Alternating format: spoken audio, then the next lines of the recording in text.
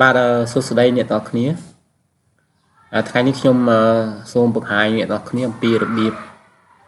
ដំណើរកម្មវិធីធ្វើវីដេអូ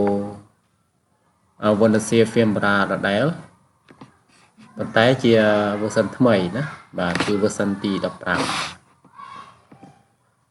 ហើយជាដំបូងយើងត្រូវចូលទៅបិទកម្មវិធីការពារមេរោគគឺ Windows Security ណាបាទខ្ញុំបិទអស់នេះបាទយើងបិទមាន2កន្លែងគឺបិទកន្លែង Firewall and Network Protection ហើយនឹងបិទកន្លែង Virus Threat Protection បាទកន្លែងនេះបាទបិទវាអស់មកបាទកន្លែងនេះក្រោយពេលយើងតម្លើងហើយយើងចូលទៅបើកវិញមកបាទអូខេឥឡូវបន្តយើងទៅរកកម្មវិធីតម្លើងរបស់យើងមកយើងទុកនៅណាទៅរកមក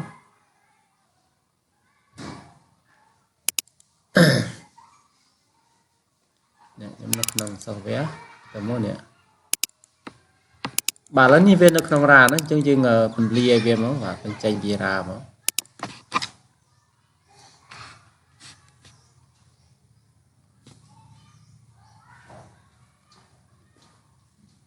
ខេចប់ហើយឥឡូវបើកមកទៀតបាទចេះដំបូងគឺយើងនេះអានសេចក្តីណែនាំគេ how to install របៀបតម្លើងយើងអានទៅវាមិនខ្លះបាទយើងមើលទី1គឺត្រូវinstall app using exe file នៅក្នុង setup folder នេះ setup folder នេះបើវាមកហើយយើងចុចមកឆ្វេងពីរដងមកចុចមកស្ដាំក៏បានដែរចុចមកស្ដាំមកយើងទៅ open មកហើយចុច OK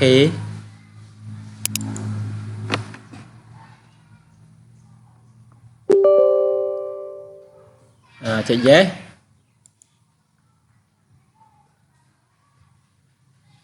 បាទទៅចុច Next បាទកន្លែងនេះយើងត្រូវគ្រីសណាត្រូវគ្រីសថាបានអានហើយនឹងឯកភាពនឹងការព្រមព្រៀងហើយចុច Next ទៀតមក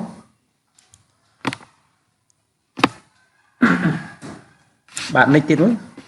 តែកន្លែងនេះយើងរើសកន្លែងទុកណាយើងចង់ទៅលើវានៅកន្លែងណាបើជាធម្មតាយើងមិនដូរវាទេទុកពេលហ្នឹងហើយចុច Next ទៀតមក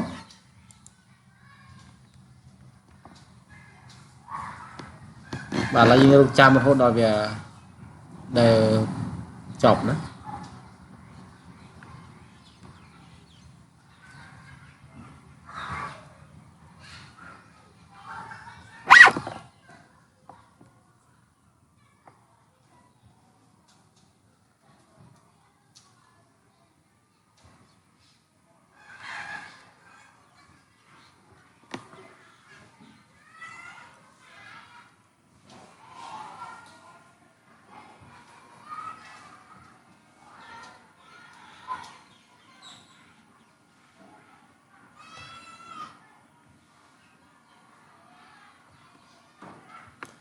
បាទហើយសូមបញ្ជាក់ផងដែរថាការតឡើងកម្មវិធីគឺយើងត្រូវបិទអ៊ីនធឺណិតណាបិទខ្ញុំអត់បានបិទឥឡូវនេះវាលីងមក website របស់ក្រុមហ៊ុនវាយើងមិនខ្វល់យើងបិទវាចោលទៅខ្វែងវាទៅបាទហើយតឡើងហ្នឹងគឺបាទបានចប់ហើយប៉ុន្តែឥឡូវយើងមើលការណែនាំរបស់គេមើលគឺធ្វើមិនទៀតថាឲ្យបិទ application ណាទោះបីជានៅក្នុង system tray និងតាម manager ក៏ដោយណាអញ្ចឹងយើងត្រូវបិទទាំងនេះណាកុំបើកវាបិទចឹងវិធីបិទគឺយើងទៅ taskbar យើងចុចមកស្ដាំមកយើងយកពាក្យ task manager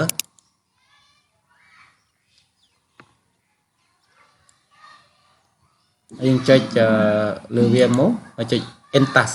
ណា end task ពេលនេះចុចណាក៏បានបើចុចឲ្យមួយមិនបាត់ចុចឲ្យមួយទៀតទាំងពីរទៅចុចលើ Entas ណាបាត់ទាំងពីរហើយខ្វែងមកវិញមកហើយបន្ទាប់មួយទៀតគេឲ្យ copy correct file បាទមកពី correct folder ហ្នឹងទៅដាក់នៅកន្លែង installation folder បាទហើយបន្ទាប់មួយទៀត ឲ្យយើង confirm replace បើសិនជាវាតម្រូវឲ្យយើង replace ណាបើវាមិនតម្រូវទេយើងគឺមិនបាច់ replace ដែរណាហ្នឹងហើយអូខេឥឡូវយើងចូលទៅក្នុង correct folder មកនេះ correct folder គេបកក្រោយវិញមកនេះ correct folder បើវាមកcopy វាទាំងអស់មក select ហើយចុចមកស្ដាំយកពាក្យថា copy យើងទៅកន្លែងកម្មវិធី Wondersian ហ្នឹងមកដែលយើងបានទៅលើមកចុចមកស្ដាំយកពាក្យ open file location ហើយយើងចុចមកស្ដាំហើយ paste ហ្នឹងហើយ paste បាទ paste ហ្នឹងបើវាសួរឲ្យយើងreplace យើងចុច replace នេះក្នុងនេះណានេះគេថាបើឲ្យយើង replace គឺយើងចុច confirm ទៅបើតែបើអត់សួរទេដូចខ្ញុំធ្វើនេះបើអត់សួរទេក៏អត់ទៅណាចប់ទៅអូខេហើយបាទឲ្យមានមិនទៀតឲ្យធ្វើមិនទៀតយើងមើលហើយចប់ទៅបាទចប់ទៅអីបាទ enjoy application ចប់ហើយអូខេឥឡូវយើងទៅបើមើលមិនដែរប្រើការកើតអត់ហើយដើម្បីបញ្ជាក់ថាប្រើការកើតមិនកើតនៅពេលយើងទាញចេញណាទាញវីដេអូចេញពីកម្មវិធីហ្នឹងតើវាឲ្យទាញចេញអត់បើវាឲ្យទាញចេញបានន័យថាការតម្លើងរបស់យើងនឹងជោគជ័យ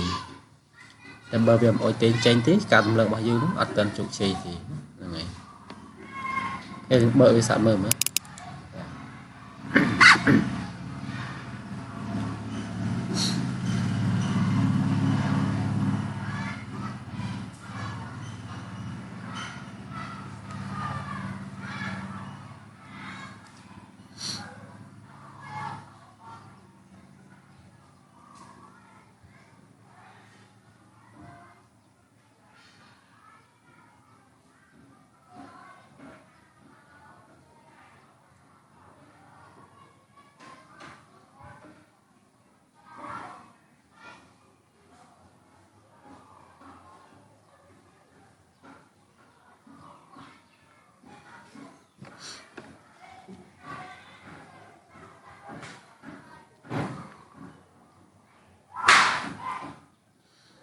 អូខេឥឡូវយើងចុច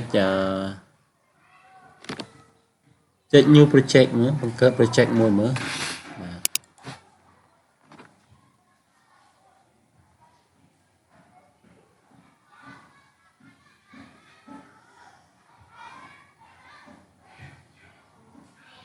អូខេអានេះយើងខ្វែងចូលខ្វែងចូល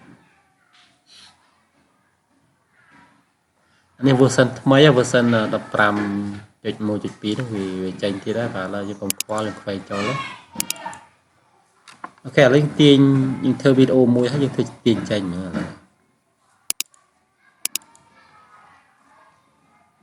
អូខេឥឡូវខ្ញុំដាក់រូបមួយ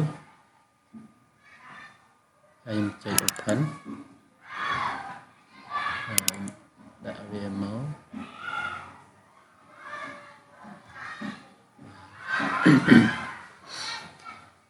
អូខេហើយអានេះធ្វើជាទាញចេញមើលបានអត់ទាញជាវីដេអូអូខេវាអត់ឲ្យទាញចេញទេណាហ្នឹងហើយវាត្រូវឲ្យយើងបញ្ចូល email សិនណាហ្នឹងហើយឥឡូវខ្ញុំត្រឡប់ទៅក្រោយវិញឥឡូវខ្ញុំដូរកន្លែងpaste correct មិញណាឥឡូវខ្ញុំបិទ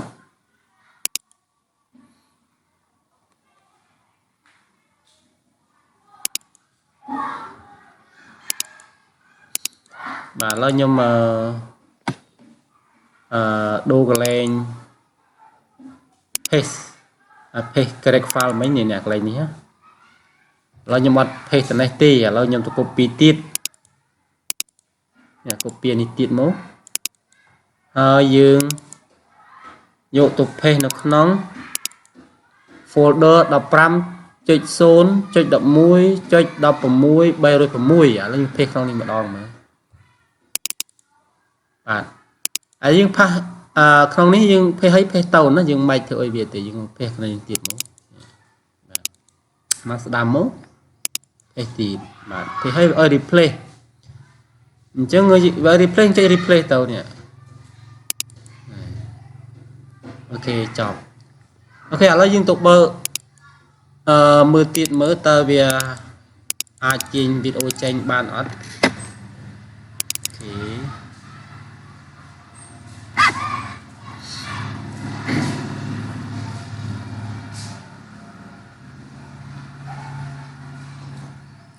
បាទយើងចុចបង្កើត project មួយមក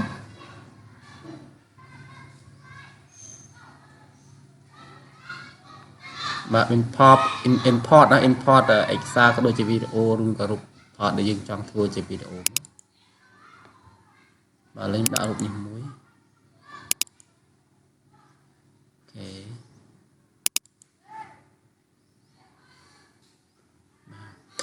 បាទហើយខ្ញុំទាញចេញមើលបានអត់ទេមើលចុចលើ create video